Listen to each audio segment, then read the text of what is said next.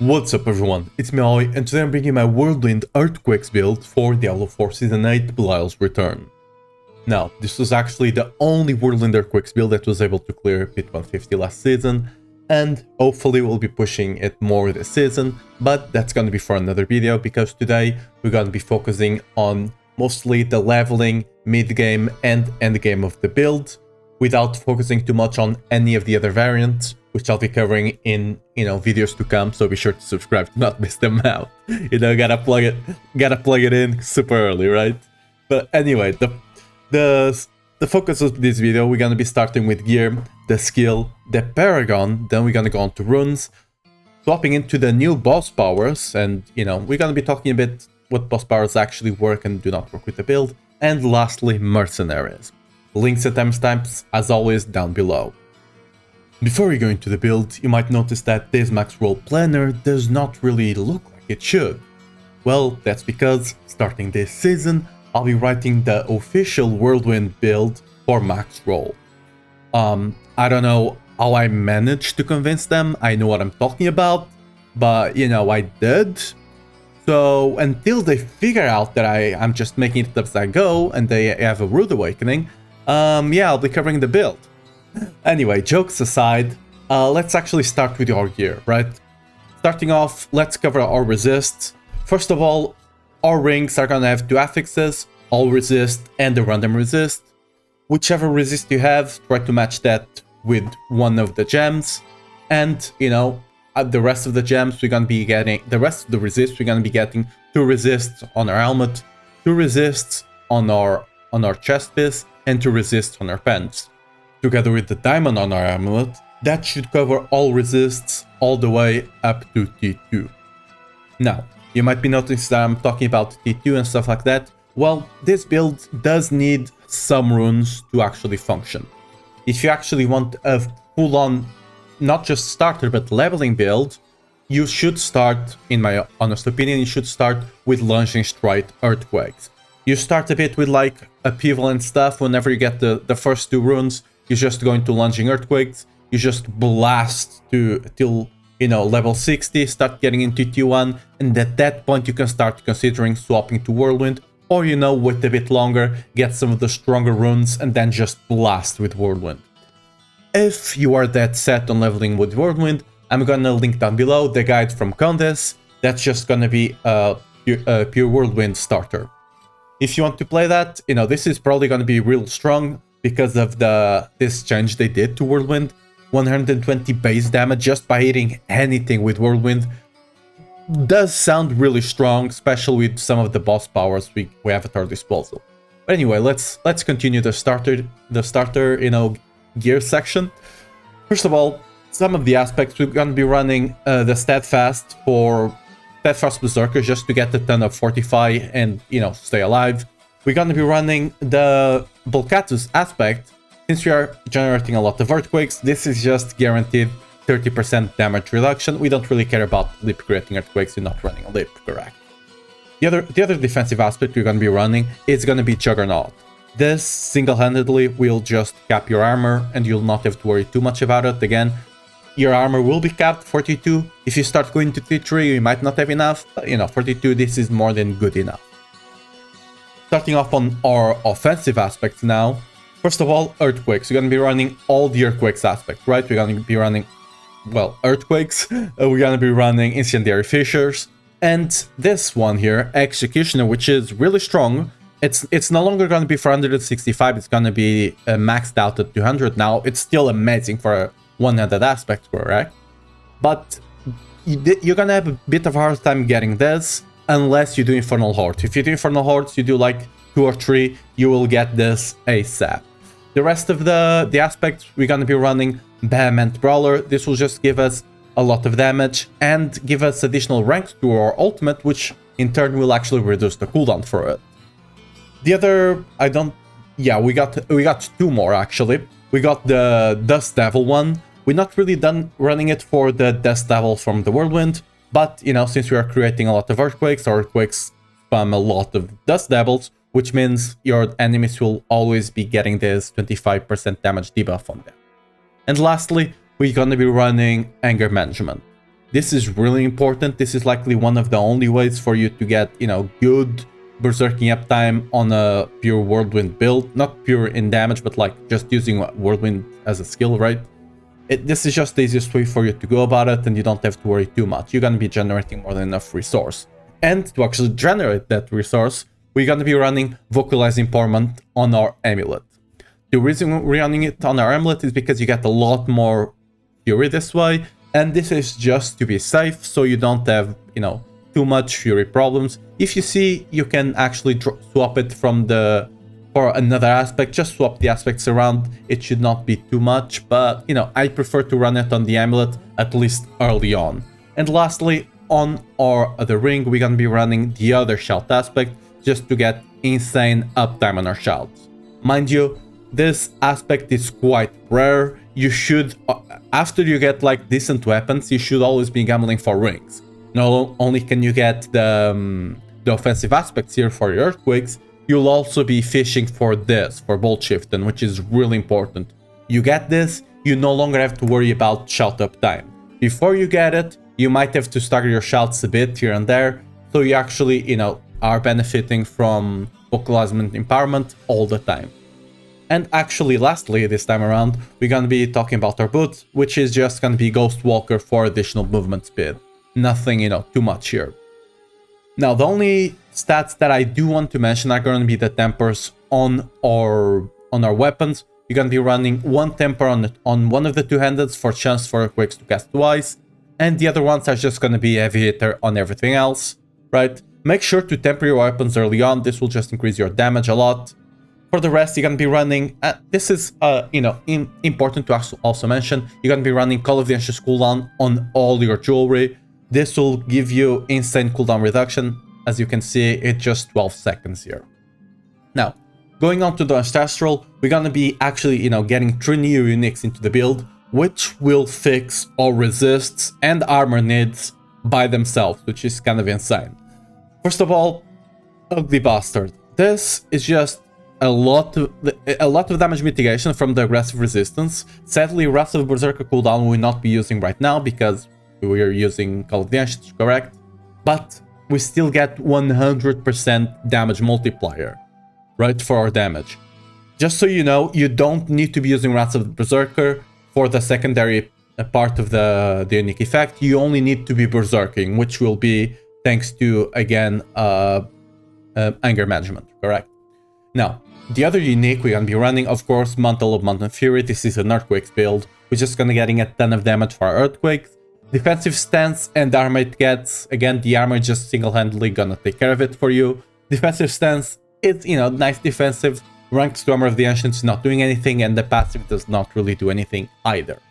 Besides, exploding the Earthquakes. The slow doesn't really do anything.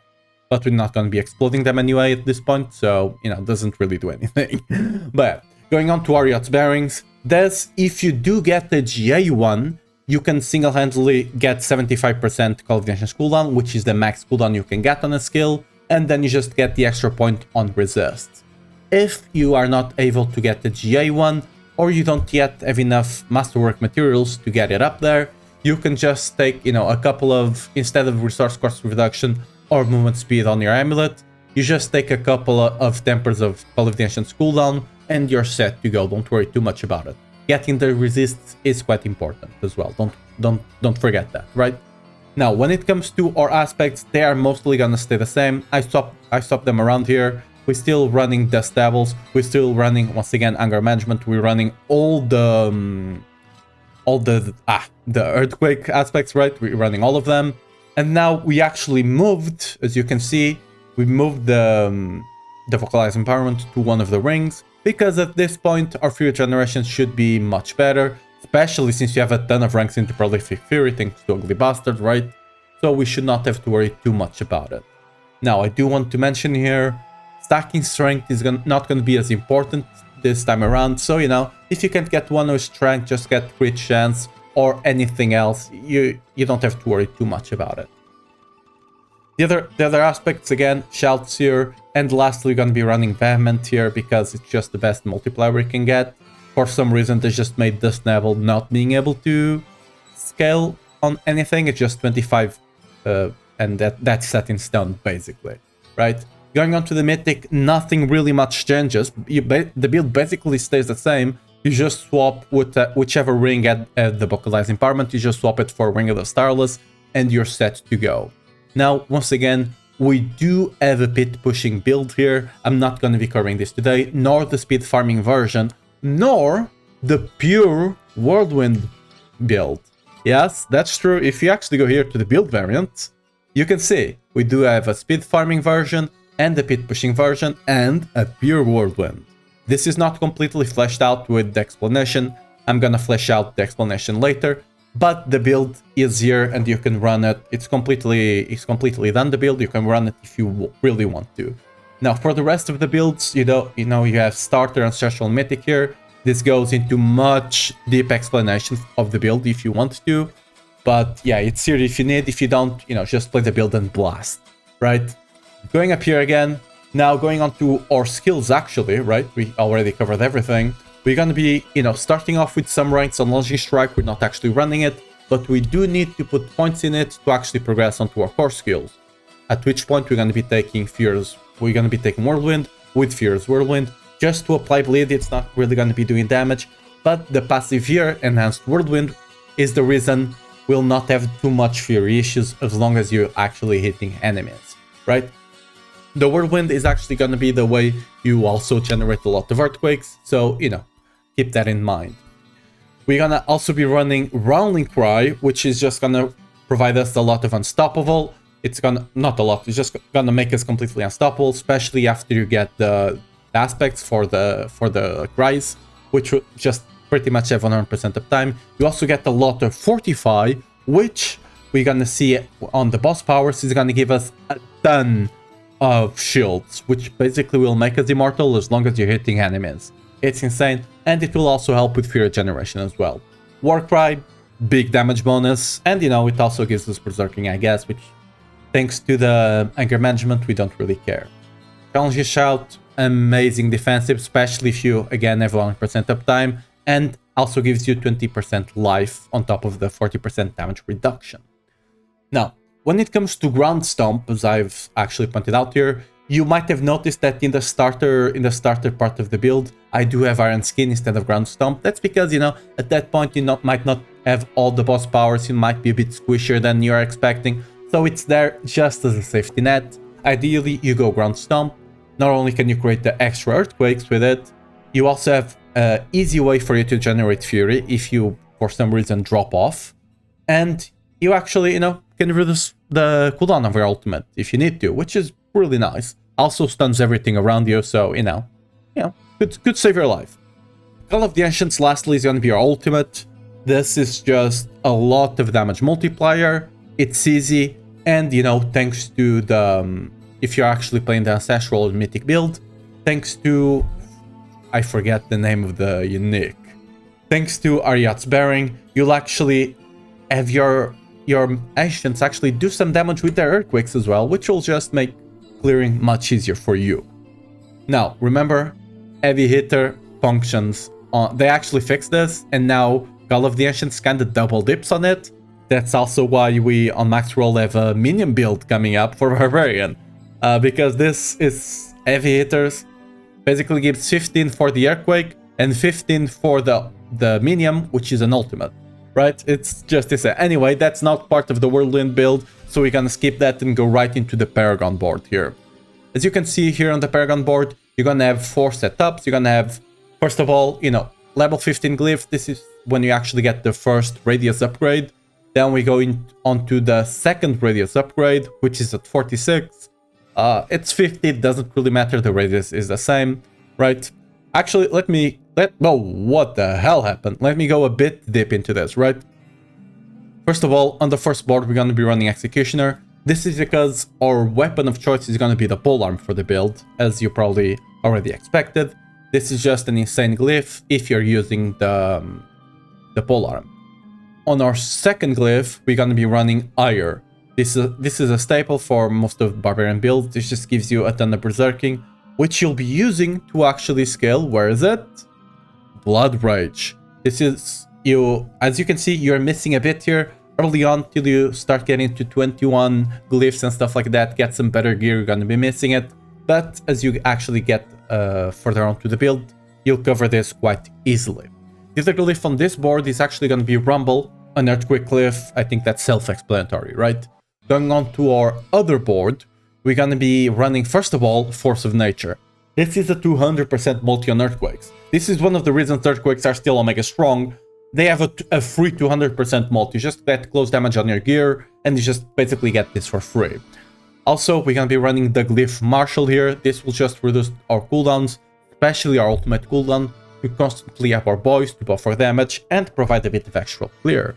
Going on to our last board, we're going to be running Weapon Master, which we'll need a lot of for the pit pushing version, but here we just care about the increased damage.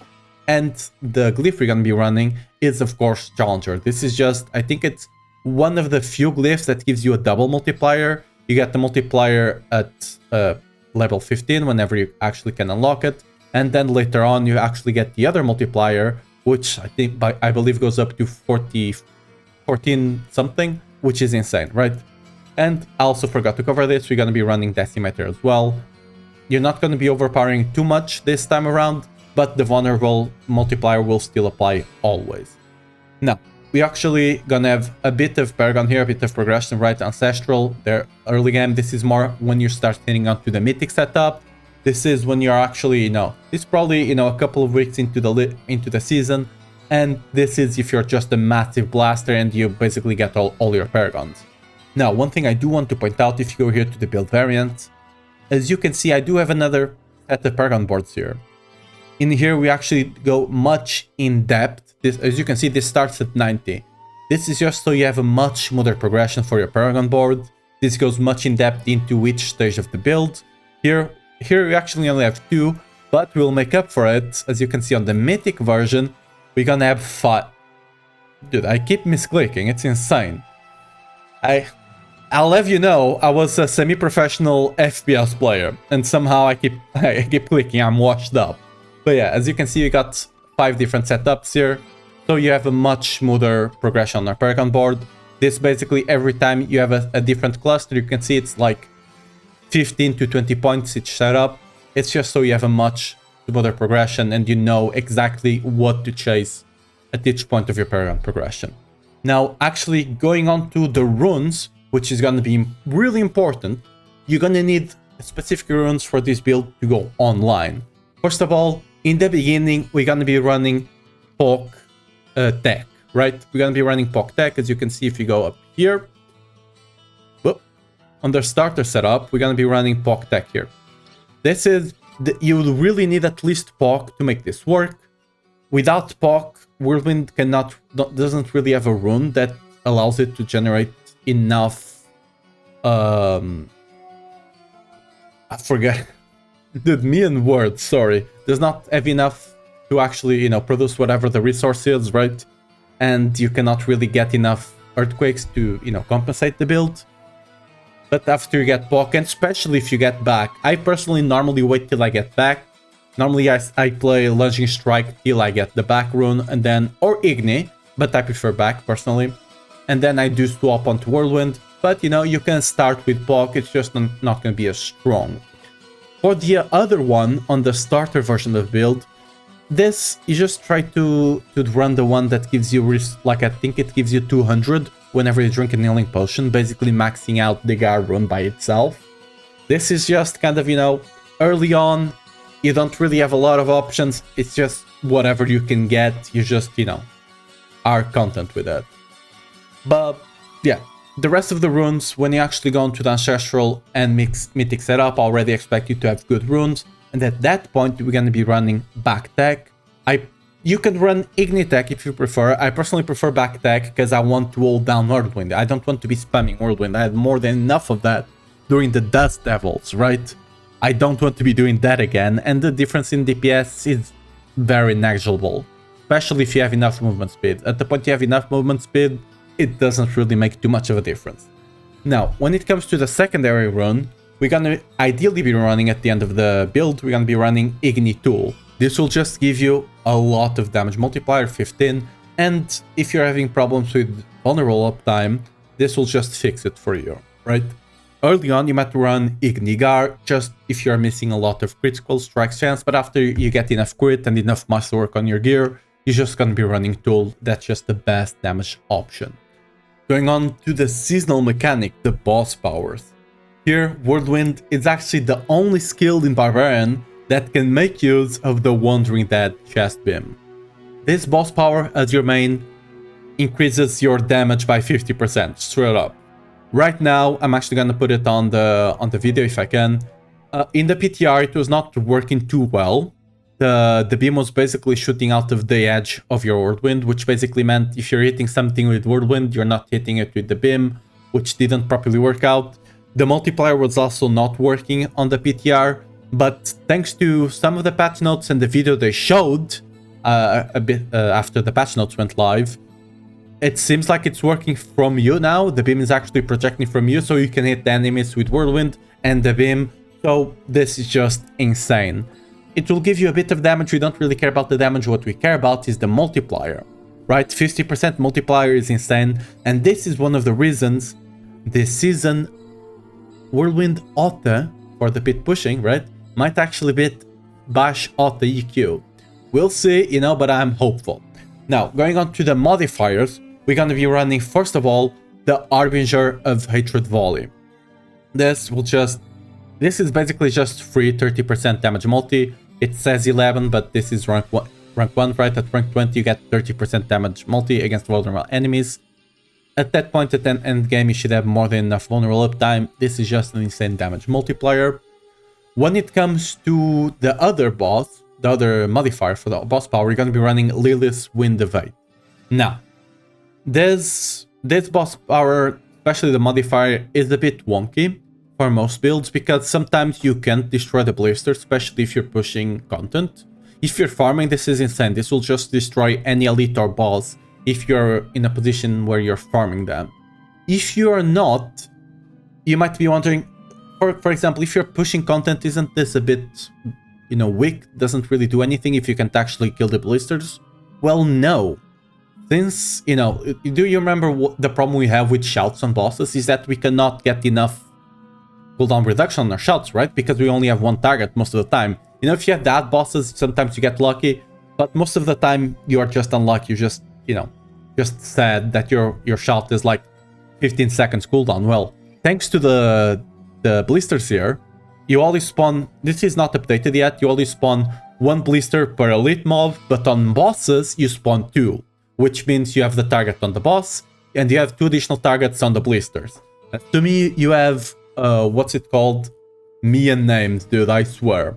Assuming you have a bolt shifting with at least 25%, mind you, ancestral, even if you don't have ancestral, the 750 eye level ones still give you 25 max. So getting a 24 should be quite easy. It goes to a max of 30, but as long as you have 24, you hit 3 targets, you get the max cooldown reduction. So as long as you have a 24, this will give you max cooldown reduction, and you're just gonna be cruising with 100% uptime on shouts on bosses. This means Warcry for damage, but this also means, for example, the Rolling Cry, which you'll see, it's quite a defensive option for us, and, you know, Challenging Shout for the 40% damage reduction and 20% extra life. Now, what I mean by the Rolling Cry giving us damage reduction, it's not only because of the Fortify it produces. It's because that Fortify will actually be generating barrier for us. I believe at max rank this is like 50-60% of your Fortify is also converted into... It's not converted. Additionally, you gain barrier, you know, related to the Fortify you gained. With Rolling Cry, you're going to be generating insane amount of Fortify, right? With all your earthquakes in the enemy. So you basically just have 100% of time on a barrier for your full HP constantly. In the PTR, I'm gonna put the video up, I was actually face tanking 4, even sometimes 5 packs of mob. What this means is if you are pit pushing, you're probably gonna go and get like, always fish for the desert, because that's kind of the only map layout that you can get that amount of, you know, packs all together. But yeah, this is insane. It's one of the reasons I'm running it instead of, for example, Cinerat's Flames, which is another option to get 25% damage multi on your build. I honestly prefer the shields. The shields give you so much reliability. You can, at pit, but for your, like, just so you have an idea, at pit pushing, my build right now is 11k HP. Because of this, you can sacrifice so much defensives because of this boss modifier. It's insane, honestly. Like, yes, you could take a bit more damage, but just sacrifice, just get this, get a ton more damage on your gear, and you can pull insane amount of stuff. And face tank the bosses, which, by the way, bosses hurt right now.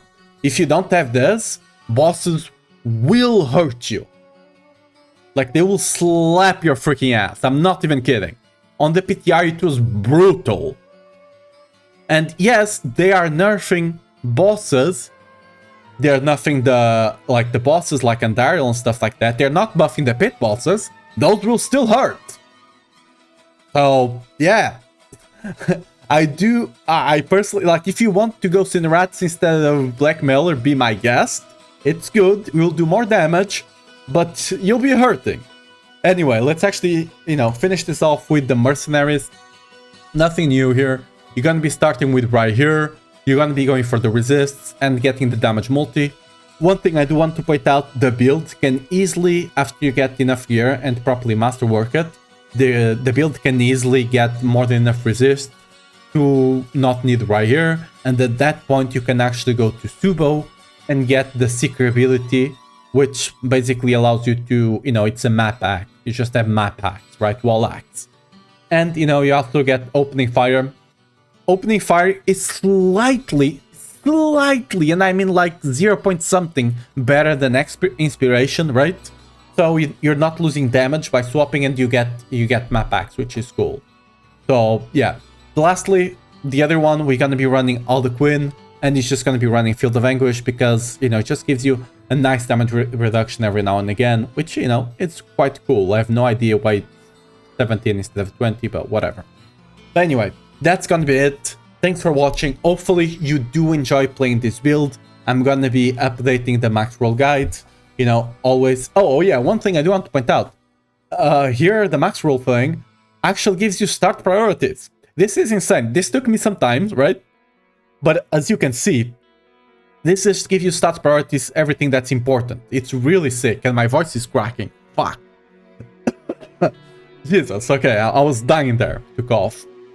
Anyway, it gives you start priorities. One thing I do want to point out here before we go, amulets, right? Getting a good amulet, it's gonna be hard for most people, right? I'll actually try to make a guide on how to trade and stuff like that going on to the season. It will probably release after the season comes out, but yeah, getting a good amulet can be hard, so I have multiple options for your amulet. Normally, you do want to get this strength. As I said, I don't think it's gonna be that important this season. But as a rule of thumb, strength is quite common on amulets. Getting a GA1 should be easy. And then you just try to get, a +2 ranks to some of this, right? And then you just roll for the other. For example, getting a GA strength with Slaying Strike, worst case scenario should be cheap enough, right? Worst case scenario, just get crit chance. It should not be too expensive. Again, ideally you do want either counter-offensive and heavy-handed so you can roll the other. But yeah, anyway, now for real, I'm gonna tease you with this poor Whirlwind. If you do want me to make a build guide for it, let me know. Right now I'm only considering doing a speed farm and pit pushing version, pit pushing guides, probably releasing the next couple of days once we actually start getting gear on the season. But if you do want me to cover the pure Whirlwind and actually go in depth into the build, let me know and I'll try to make a video about it a bit into the season, right? Anyway, now for real, thanks for watching. I hope you enjoy the build. I hope you have fun with the build. That's the most important part, right? And, I hope you enjoy destroying your enemies with Whirlwind.